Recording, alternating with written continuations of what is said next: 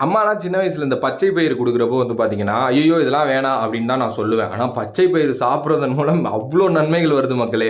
என்ன அப்படின்னா, பச்சை பயிறு நம்ம தொடர்ந்து உட்கொள்றோம் அப்படின்னா வந்து நம்மளோட ஆரோக்கியத்த மேம்படுத்துறது மட்டும் இல்லாமல், நமக்கு வந்து இந்த சர்க்கரை நோயெல்லாம் வந்து பார்த்தீங்கன்னா வந்து வராமல் வந்து இது தடுக்குது அப்படின்னே வந்து சொல்லலாம்.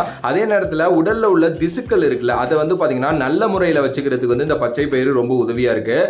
சில மணி நேரம் வந்து நம்ம பச்சை பயிர நல்லா ஊற வச்சு, அதுக்கப்புறம் உப்பு, காரம்லாம் சேர்த்து வந்து பார்த்தீங்கன்னா சாப்பிடலாம். காலை உணவுல வந்து இந்த ஊற வச்ச பச்சை பயிரை எடுத்துக்கிறது வந்து பாத்தீங்கன்னா நம்மளோட இதயத்தை வந்து பாதுகாக்குது அப்படின்னு வந்து சொல்லலாம். அதே நேரத்தில் பச்சை பயிரை தொடர்ந்து சாப்பிடுறது மூலம் நமக்கு வந்து பாத்தீங்கன்னா அது ஒரு எனர்ஜி பூஸ்டராகவும் வந்து பாத்தீங்கன்னா இருக்குது. அட் த சேம் டைம் வயிறுல ஏற்படுற சில தேவையில்லாத விஷயங்களை வந்து பாத்தீங்கன்னா அந்த பச்சை பயிறு தடுத்து நிப்பாட்டுது அப்படின்னு வந்து சொல்லலாம். அதே நேரத்தில் நீங்க வந்து ஜிம் போறீங்க, உங்களுக்கு ஒரு டயட் ஃபுட் வேணும் அப்படின்னா பச்சை பயிறு மாதிரி ஒரு டயட் ஃபுட் வந்து எங்கேயுமே கிடைக்காது.